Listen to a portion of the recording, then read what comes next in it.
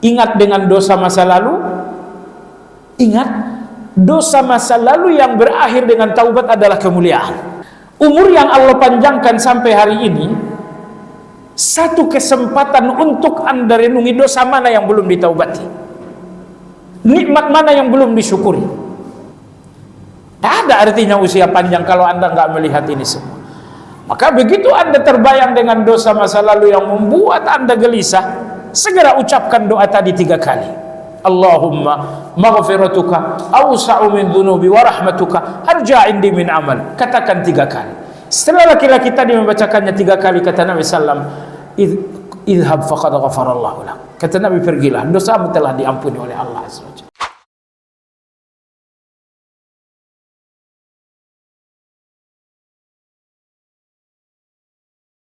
Assalamualaikum warahmatullahi wabarakatuh.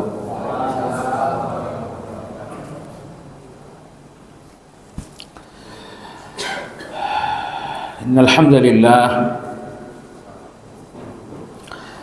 nahmaduhu wa nasta'inuhu wa nastaghfiruh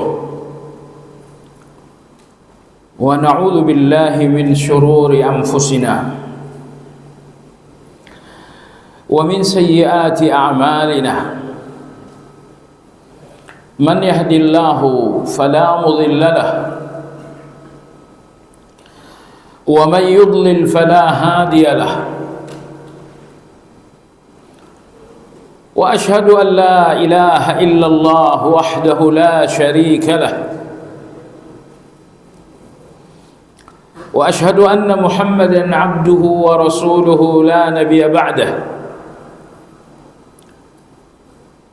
Allahumma salli wa sallim ala Muhammad wa ala alihi wa ashabihi wa man ihtada bihadihi ila yaumiddin. Ya ayyuhalladzina amanu ittaqullaha haqqa tuqatih wa la tamutunna illa wa antum muslimun. Kaum muslimin rahimakumullah, nikmat terbesar Allah setelah Islam adalah panjang usia di dalam ketaatan. Panjang usia di atas ketaatan adalah nikmat terbesar setelah Islam.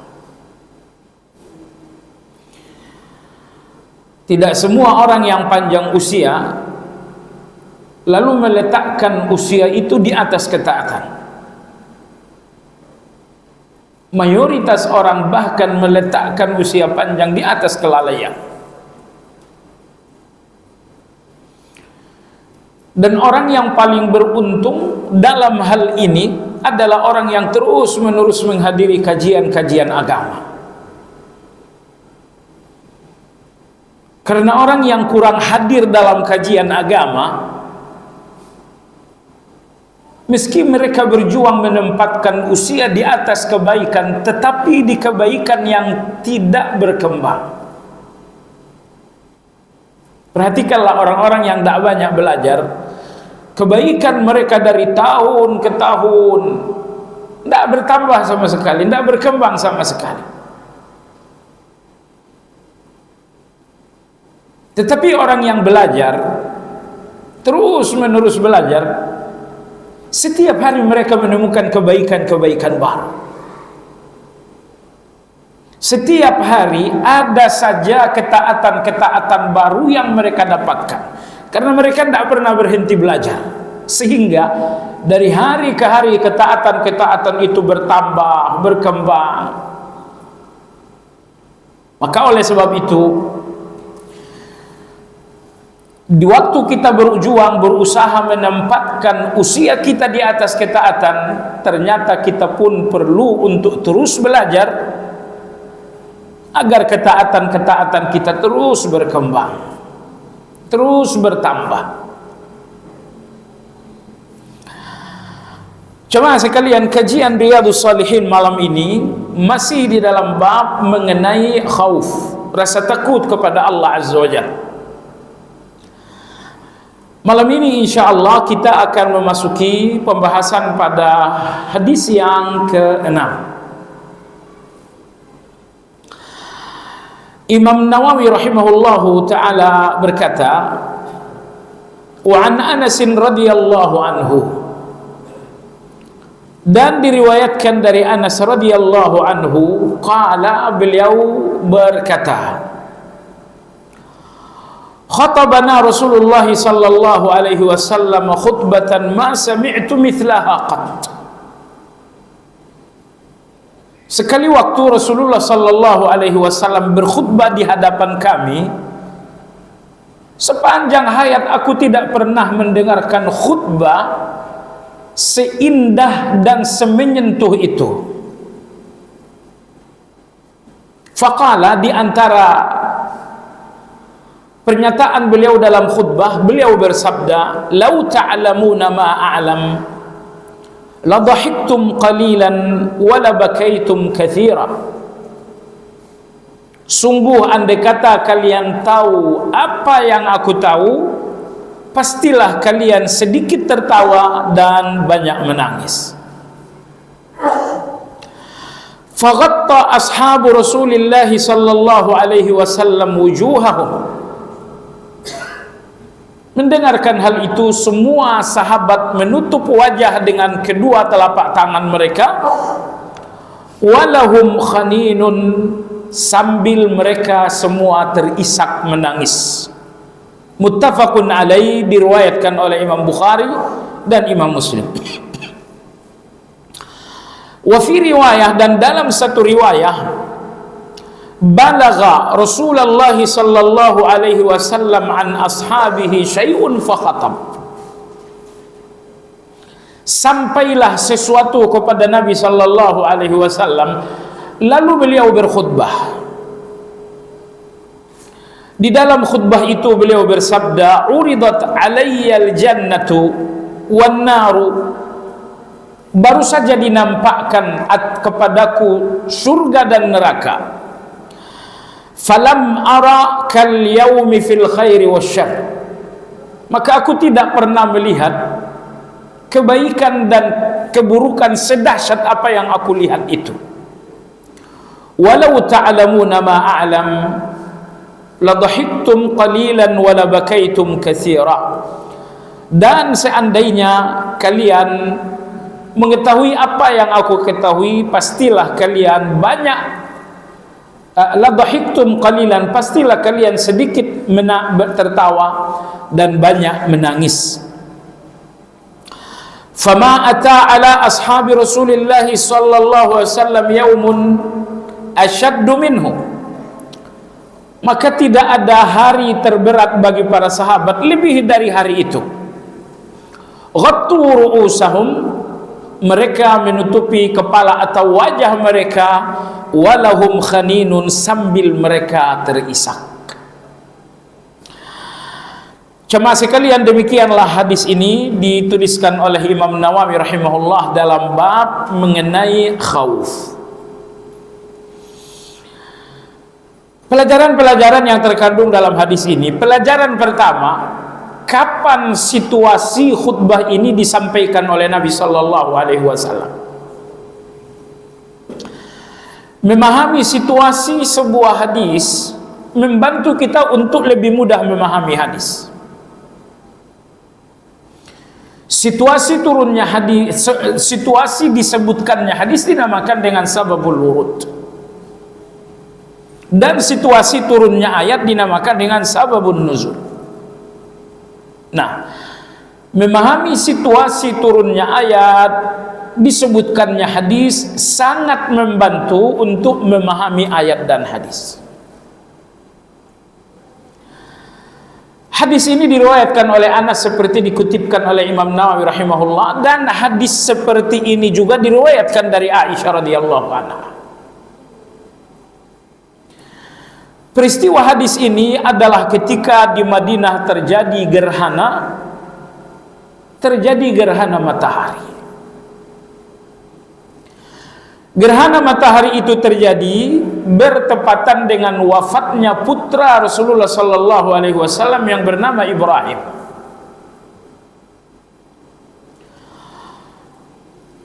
Karena kematian Nabi Ibrahim bertepatan dengan gerhana, atau karena gerhana bertepatan dengan wafatnya Ibrahim alaihi salam, sahabat-sahabat berkomentar. Mereka mengatakan gerhana terjadi karena kematian Ibrahim.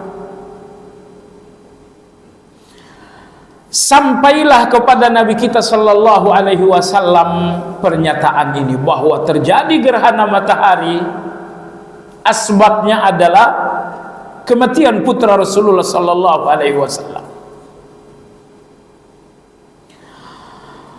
Maka Nabi sallallahu alaihi wasallam melaksanakan salat gerhana, kemudian beliau berkhutbah. Di dalam khutbah itu pertama sekali beliau meluruskan persepsi yang keliru. Hanya saja sabda beliau saat meluruskan persepsi itu tidak disebutkan dalam hadis ini, sebab Imam Nawawi fokus pada bagian hadis yang ada hubungannya dengan khauf atau rasa takut kepada Allah. Tetapi Rasulullah sallallahu alaihi wasallam bersabda, "Inna syamsa wal qamara ayatani min ayatillah." Sesungguhnya matahari dan bulan adalah kekuasaan Allah. Yang dimaksud dengan kekuasaan, ciptaan Allah yang tidak mungkin diciptakan oleh siapapun. Sekecil semut, kekuasaan Allah tidak ada yang bisa contoh. Tapi sebesar pesawat tidak dinamakan kekuasaan karena banyak yang bisa contoh. Amerika bikin pesawat, sebesar pesawat yang mereka ciptakan tidak dinamakan kekuasaan karena banyak yang bisa mencontoh. Tapi sekecil ciptaan Allah semacam semut dinamakan kekuasaan karena satu pun tidak ada yang bisa mencontoh. Nabi kita bersabda, sungguhnya matahari dan bulan adalah dua kekuasaan Allah. La yankasifani li mauti ahadin wala li hayatihi. Matahari dan bulan itu tidak gerhana karena kelahiran seseorang atau karena kematian seseorang. Nah, di sini Nabi kita sallallahu alaihi wasallam meluruskan persepsi. Kemudian beliau memberikan penjelasan apa yang mesti dilakukan saat kekuasaan Allah itu di depan mata. Fa idza ra'aitumuhu, apabila kalian telah melihat gerhana. Jadi kalau gerhana enggak kelihatan, hanya diperkirakan saja, BMG mengatakan ada gerhana. Tapi datanglah kelam kabut dan kita tidak melihat gerhana. Kalau Anda nggak melihat gerhana, adanya gerhana seperti tidak ada, karena Anda nggak lihat. Kata Nabi SAW, kalau terjadi gerhana maka lakukanlah salat, bertakbirlah, berzikirlah, beristighfarlah, dan bersedekahlah kalian sampai gerhana itu dihilangkan oleh Allah Azza wa Jalla. Sewaktu Nabi kita sallallahu alaihi wasallam menyampaikan khutbah gerhana, terjadi dua gerakan beliau yang membuat sahabat-sahabat bertanya-tanya. Gerakan yang pertama, sewaktu beliau berkhutbah, tiba-tiba beliau maju beberapa langkah dan seolah-olah beliau akan memetik. Tapi di dalam khutbah itu pun tiba-tiba beliau mundur beberapa langkah dan ketakutan nampak sekali di wajah beliau. Nah, selesai beliau sallallahu alaihi wasallam berkhutbah, sahabat-sahabat bertanya, "Ya Rasulullah, tadi anda maju ke depan dan seolah ingin memetik sesuatu. Tiba-tiba Anda mundur beberapa langkah dan ketakutan nampak sekali di wajah Anda. Ya Rasulullah, ada apa ya?" Kata Nabi sallallahu alaihi wasallam, "Dinampakkan di depanku surga. Dan aku melihat buah-buah surga. Maka aku maju beberapa langkah ingin memetik satu tangkai anggur Sekiranya aku bisa memetiknya, niscaya kalian semua akan makan. Tiba-tiba dinampakkan di depan aku neraka. Maka aku mundur karena sangat ketakutan dengan neraka tersebut. Ini mukjizat Nabi kita sallallahu alaihi wasallam. Bahwa kadang-kadang Allah nampakkan kepada beliau yang gaib betul-betul nyata di depan mata. Ini tidak terjadi sekali untuk beliau, terjadi beberapa kali. Salah satunya ketika beliau dalam perjalanan Isra wal Mi'raj. Orang-orang Mekah bertanya, Muhammad, kalau memang kamu telah Isra ke Palestina, berapa jumlah pintu-pintu Masjidil Aqsa? Dan Nabi kita tidak menghitung pintu-pintu masjid itu. Dan kami orang-orang Mekah ini sedang ada kafilah ke negeri Sam. Kalau kamu betul-betul Isra Mi'raj menempuh perjalanan ke Palestina, pasti kamu tahu di mana keberadaan kafilah itu sekarang. Perjalanan Nabi, beliau naik burak, bukan jalan darat. Jelas beliau tidak akan bertemu dengan kafilah itu.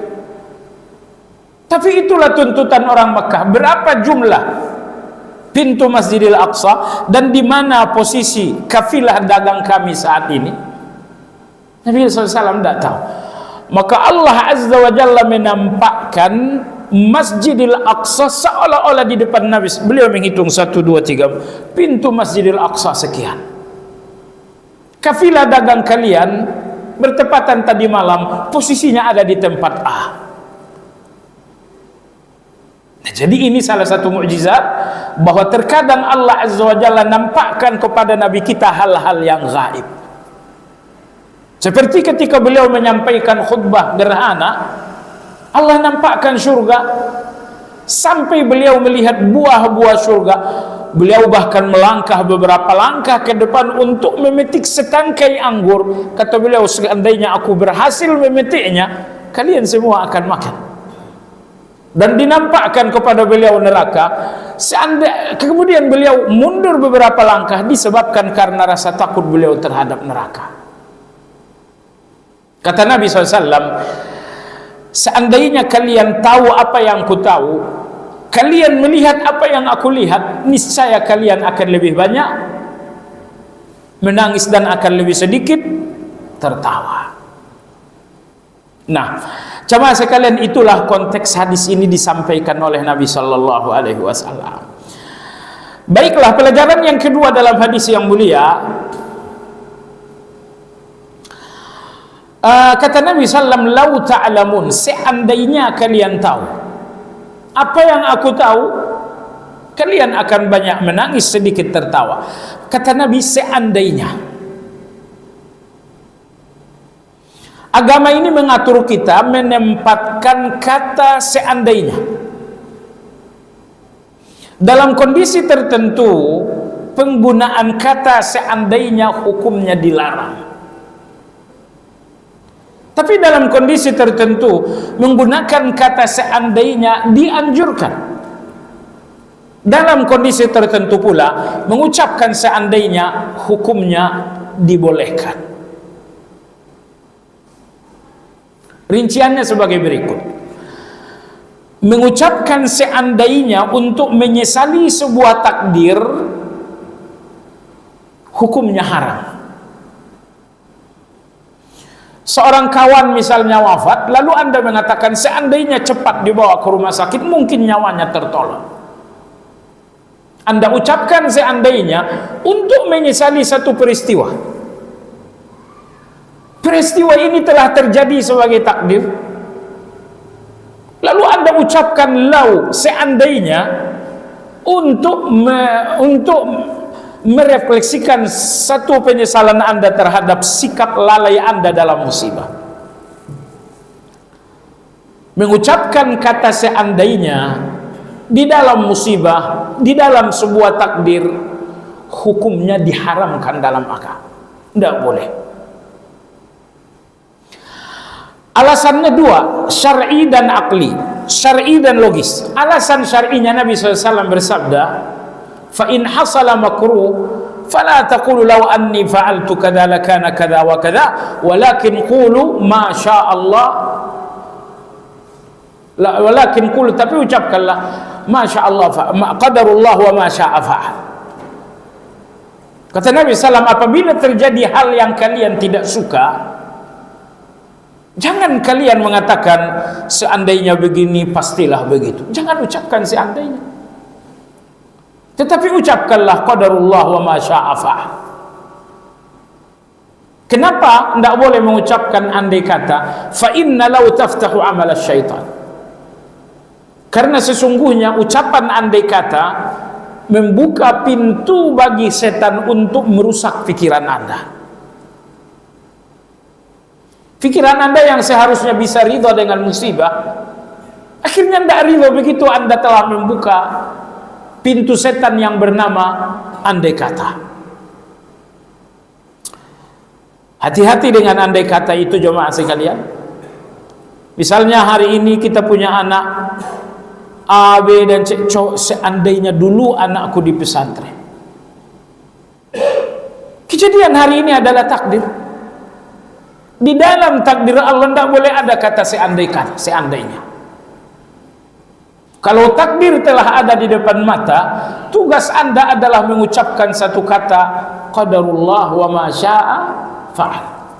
Ini takdir Allah. Apa yang Allah kehendaki pasti akan terjadi.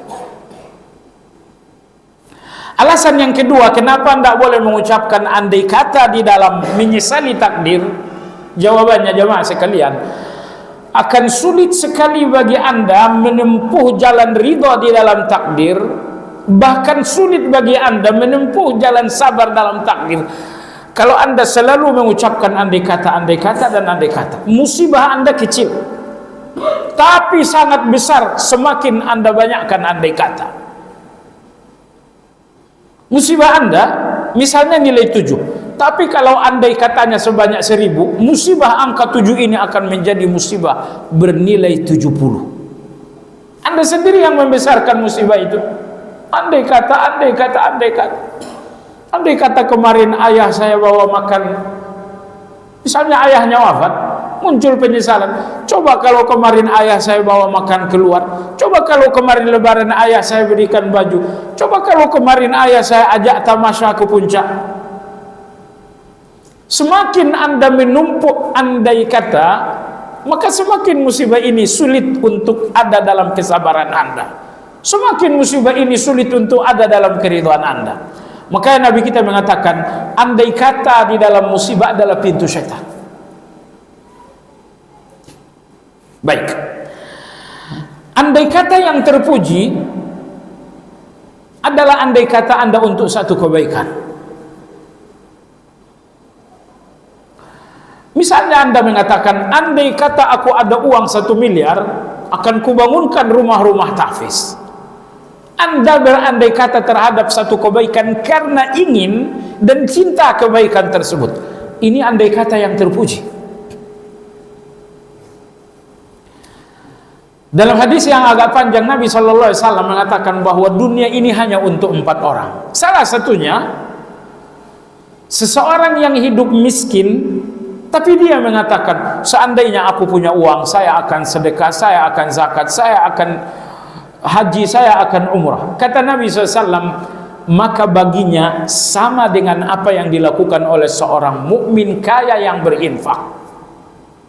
Jadi ada seorang mukmin kaya, dan Anda tahu sendiri, kalau kekayaan ada dalam keimanan, kekayaan ini akan menjadi ibadah. Sayangnya kekayaan itu ada dalam takabur manusia.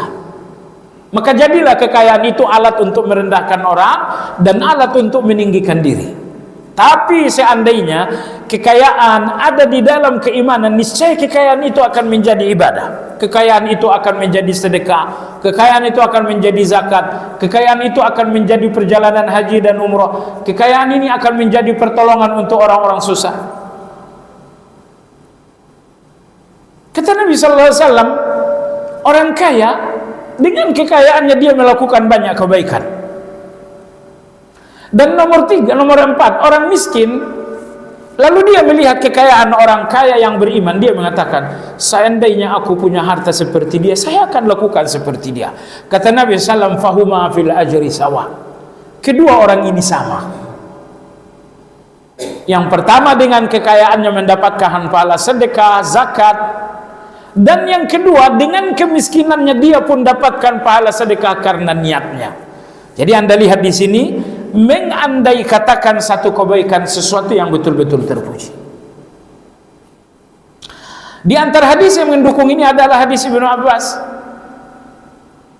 Oh, Nabi kita alaihi salatu wassalam melakukan puasa Asyura pada tanggal 10. Lalu beliau mengatakan, seandainya aku hidup, seandainya aku panjang usia tahun depan, kita akan puasa tanggal 10 dan tanggal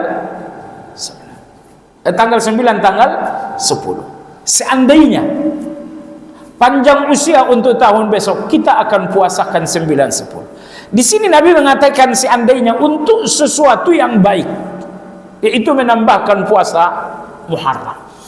Maka mengandai katakan satu kebaikan adalah satu kebaikan. Dan nomor 2 ini kasih sayang Allah untuk kita semua. Banyak kebaikan yang terhalangi ketidakmampuan, tapi Anda tidak terhalangi mengandai katakan kebaikan tersebut.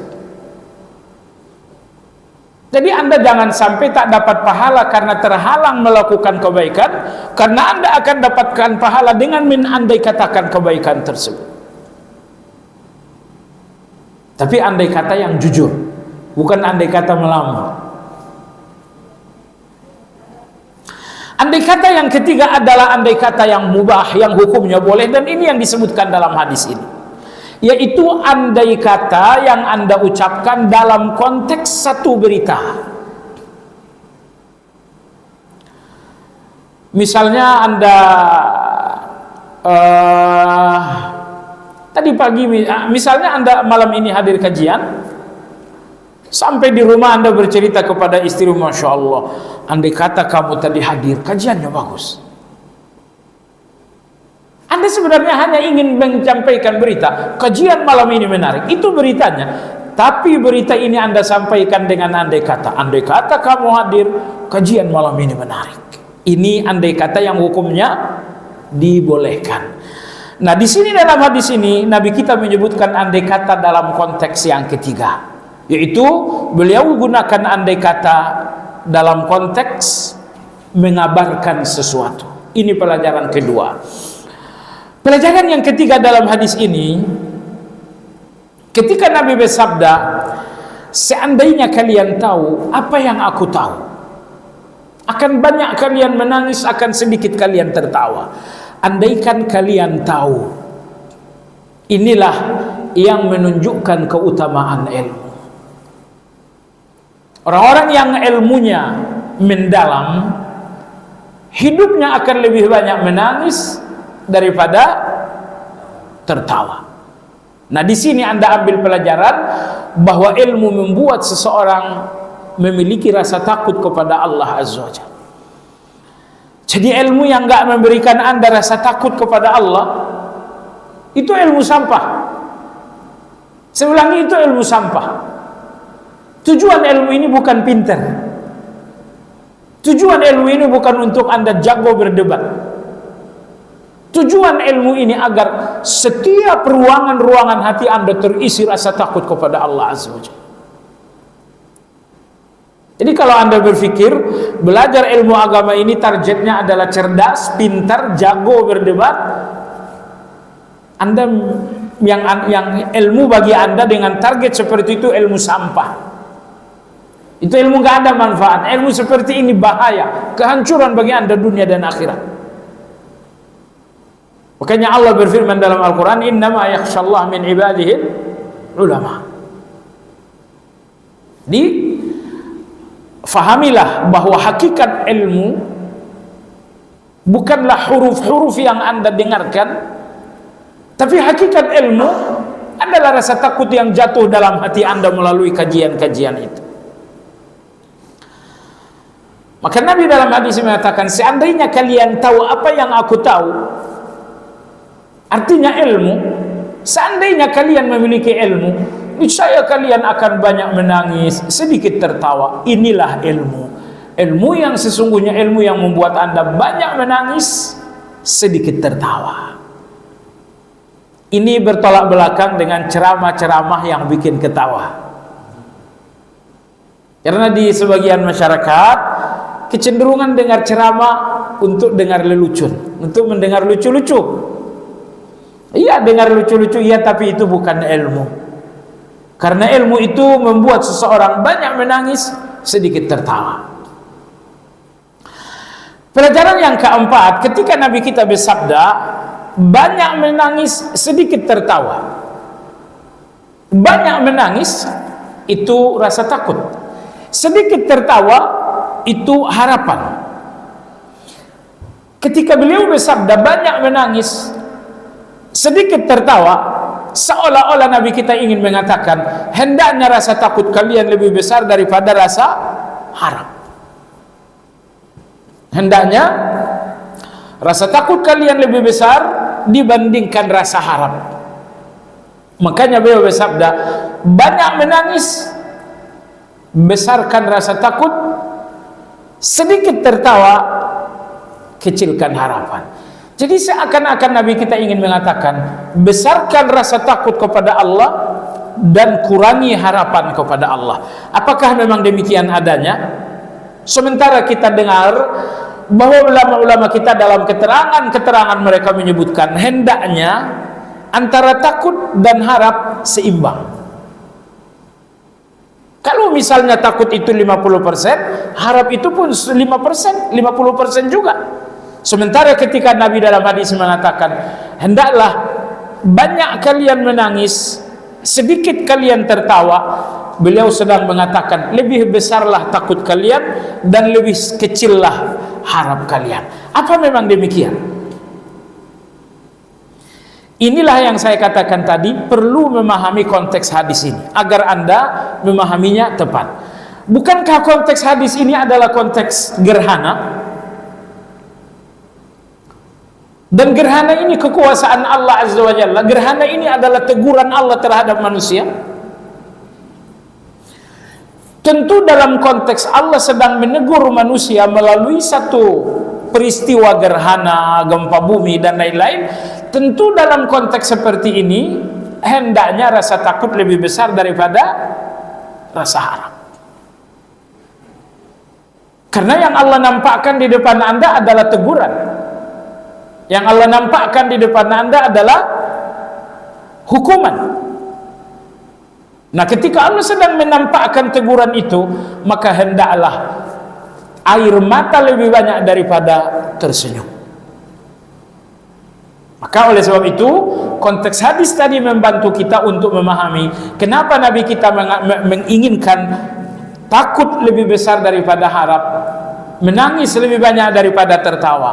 Karena konteksnya adalah konteks gerhana.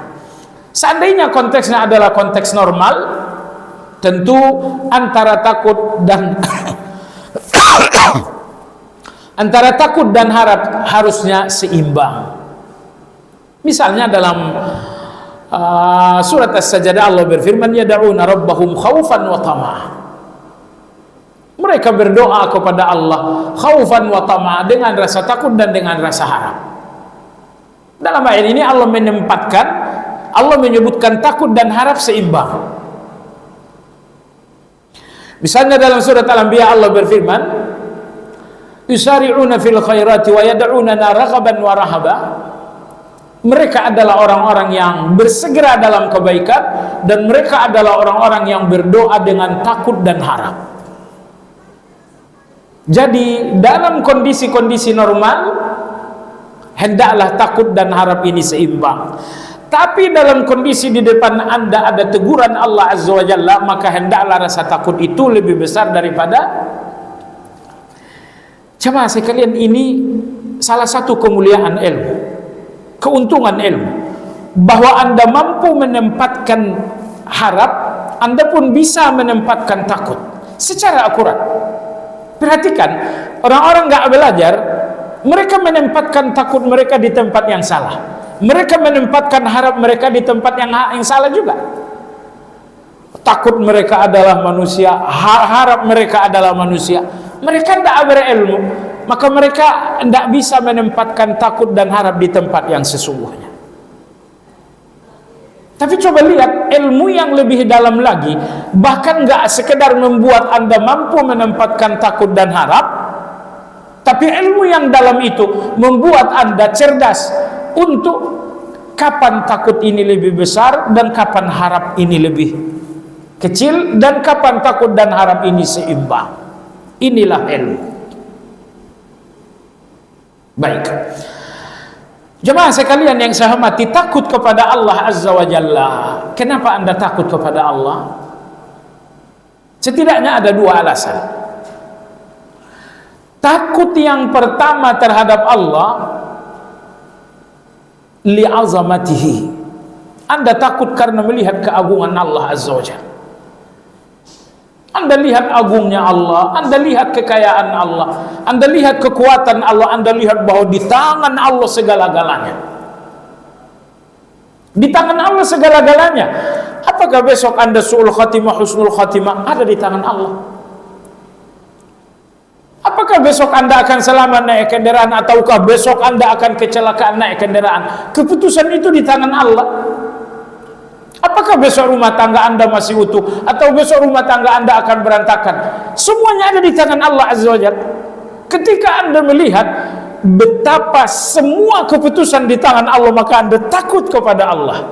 Ini namanya khaufut ta'zim. Ini rasa takut bukan karena Anda melihat kesalahan Anda, tapi karena Anda melihat kekuasaan Allah atas diri Anda. Kekuasaan Allah atas diri Anda 100%.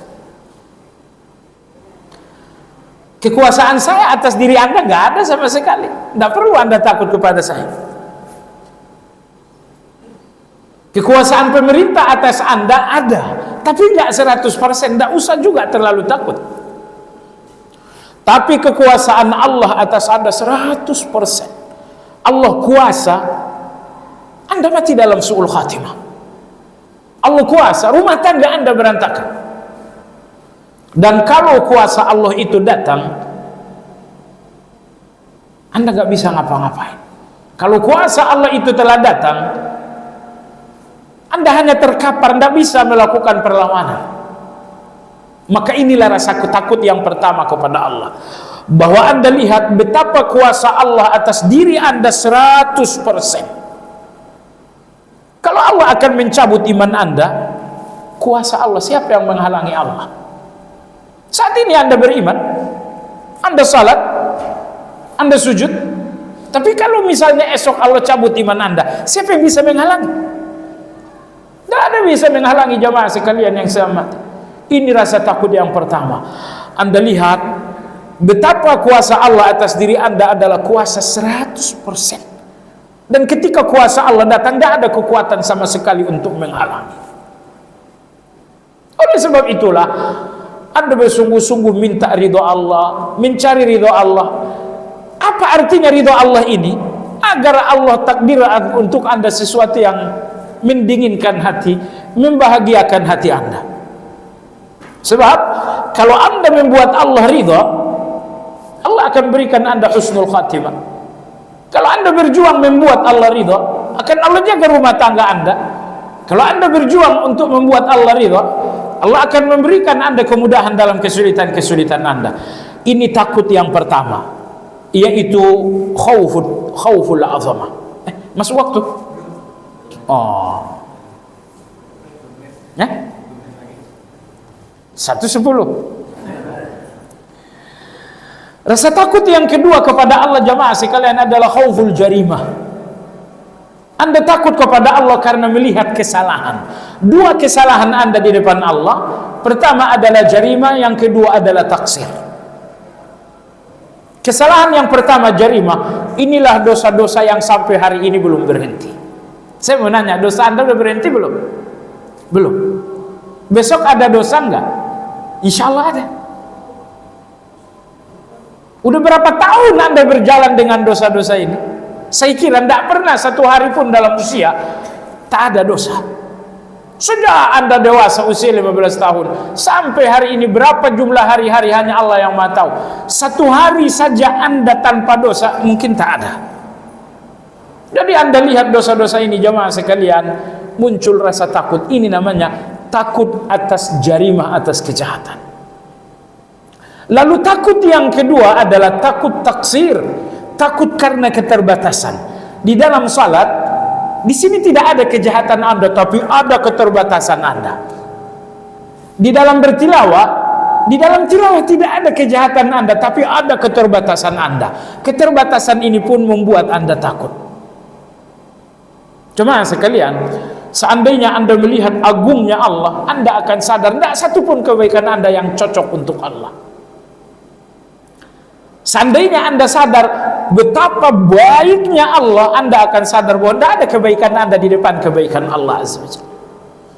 Kebaikan saya untuk Anda sedikit, maka Anda bisa melihat kebaikan Anda untuk saya. Tapi Anda nggak mungkin merasa baik kepada orang tua. Subhanallah, Anda berikan ibu Anda baju, apakah Anda merasa baik kepada ibu? Kenapa? Karena kebaikannya lautan dengan kebaikan Anda yang hanya 2 tetes. Maka saya katakan jemaah sekalian, seandainya Anda melihat kebaikan Allah, maka Anda nggak akan melihat kebaikan Anda sama sekali. Semua kebaikan Anda penuh dengan kekurangan. Salat Anda penuh kekurangan, tilawah Anda penuh keterbatasan. Jadi di dalam dosa Anda takut karena dosa adalah kejahatan, dalam kebaikan Anda pun takut karena di dalam kebaikan ada kekurangan dan keterbatasan. Maka inilah 3 takut kepada Allah. Takut karena agungnya Allah, karena kuasanya Allah, takut disebabkan karena dosa-dosa, takut karena keterbatasan-keterbatasan. Baik jemaah sekalian, kita kumandangkan azan sebentar.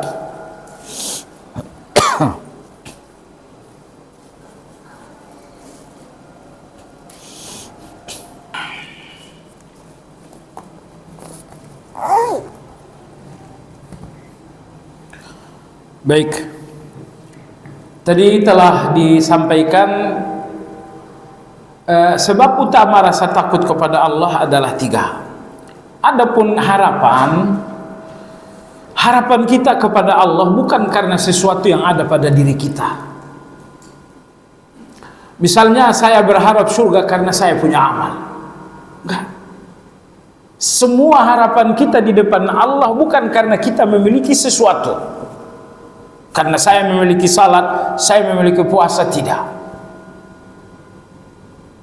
Tetapi semua harapan kita di depan Allah karena kita melihat kebaikan Allah Azza wa Jalla. Kita melihat kasih sayangnya, kita melihat kelembutannya. Kebaikan-kebaikan Allah itu tidak bisa menghalang-halangi hati ini kecuali hanya melihat Allah dengan harapan.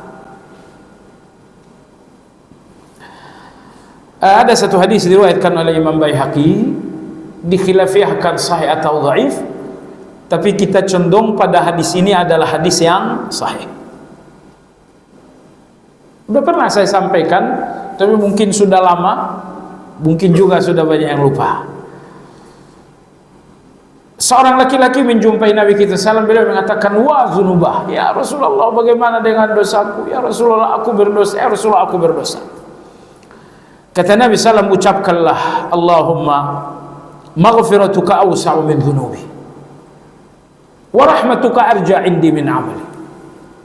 Ya Allah, ampunanmu pasti lebih besar daripada semua dosaku. Kasih sayangmu pasti lebih aku harapkan dibandingkan amal-amalku. Inilah 2 harapan itu. Ketika Anda melihat dosa, Anda lihat ampunan Allah ternyata jauh lebih besar daripada dosa Anda. Di sini muncul harapan. Dan ketika Anda melihat kebaikan-kebaikan Anda, ternyata penuh kekurangan, penuh keterbatasan, tapi Anda melihat kasih sayang Allah lah yang lebih diharapkan daripada amal. Jadi kalau misalnya harapan surga Anda karena salat Anda ini sejenis takabur terselubung, Nabi kita ajarkan agar kita tidak boleh melihat surga itu sebagai satu peluang apalagi satu kepastian karena Anda punya amal.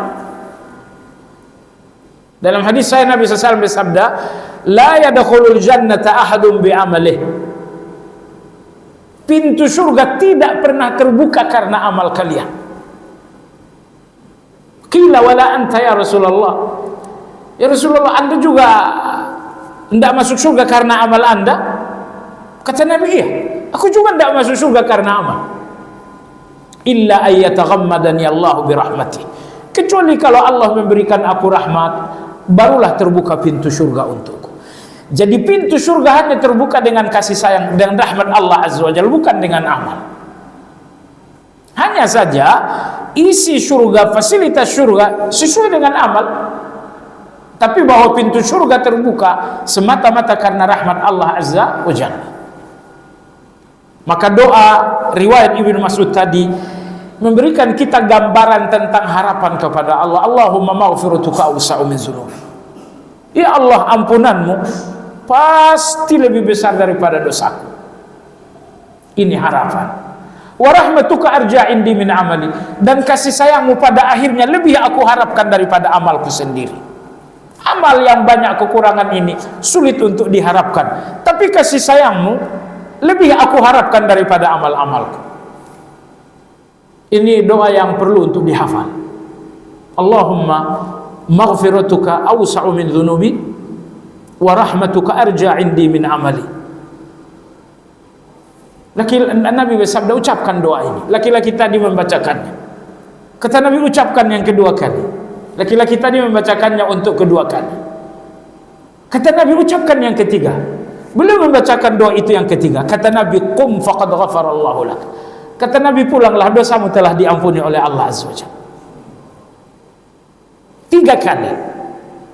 Setiap kali Anda ingat dengan dosa, berhentilah sejenak.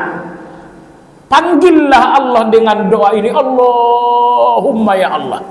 Tapi saya sampaikan kepada Anda jamaah sekalian, hakikat doa Anda bukan permintaan Anda, tetapi nama Allah dalam doa tersebut.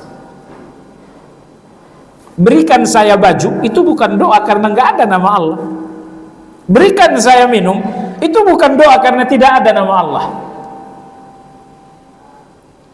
Ampunanmu lebih baik, ampunanmu lebih besar daripada dosaku, itu bukan doa karena nggak ada nama Allah. Tapi begitu ada nama Allah, Allahumma, barulah dinamakan dengan doa. Makanya di dalam doa, cobalah Anda lebih fokus dengan nama Allah, melebihi fokus Anda dengan permintaan. Sekali lagi, karena permintaan Anda bukanlah doa tanpa nama Allah. Maka ketika Anda misalnya ingat dengan dosa masa lalu, ingat dosa masa lalu yang berakhir dengan taubat adalah kemuliaan.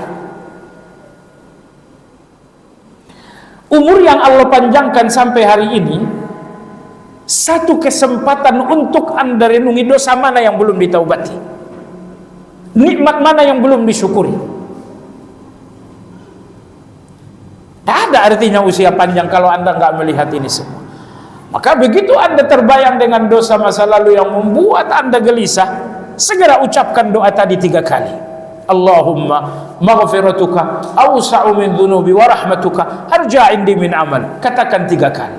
Setelah laki-laki tadi membacakannya 3 kali, kata Nabi sallam, idhab faqad ghafarallahu lak. Kata Nabi, pergilah, dosamu telah diampuni oleh Allah Azza wa Jalla. Demikian kajian kita malam ini. Kita sudahi dengan zikir kafaratul majlis. Subhanakallahumma bihamdika asyhadu an la ilaha illa anta astaghfiruka wa atubu ilaik. Alhamdulillahirabbil alamin. Assalamualaikum warahmatullahi wabarakatuh.